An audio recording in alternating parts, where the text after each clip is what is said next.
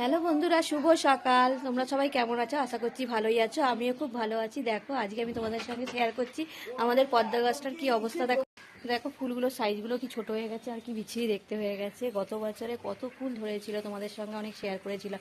এই সময় পদ্ম ফুল গাছ ভর্তি হয়ে থাকে, কিন্তু এবারে তো দেখছিই না। গাছ ভর্তি কুড়ি রয়েছে, কিন্তু ফুল তো দেখতেই পাচ্ছি না। দেখো গাছ ভর্তি ভর্তি কুড়ি হয়ে আছে, কিন্তু ফুল তেমন হচ্ছে না। আর ফুল হলেও ফুলের আকারটা এত ছোট হয়ে গেছে যে দেখতে ভাল লাগছে না। এই সময় বেশ ফুটে থাকলে গাছ ভর্তি কী দারুণ দেখতে লাগে, আর ঠাকুরকে দিয়েও বেশ শান্তি হয়।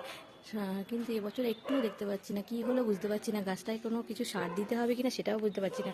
কারোর যদি এই ফুল গাছ সম্বন্ধে কোনো আইডিয়া থাকে আমাকে একটু জানিও। যদিও আমি সবজির খোলা দিই, দিয়ে সার, জৈব সার হিসেবে যে সমস্ত সার ব্যবহার করা হয় সেগুলো দিই, সর্ষে খোল দিই, আর তাছাড়া গোবর সারও দিই। কিন্তু তা সত্ত্বেও দেখছি এবারে গাছটার এই অবস্থা, কী হয়েছে বুঝতে পারছি না। তোমরা একটু আইডিয়া থাকলে বলো কিন্তু। টাটা।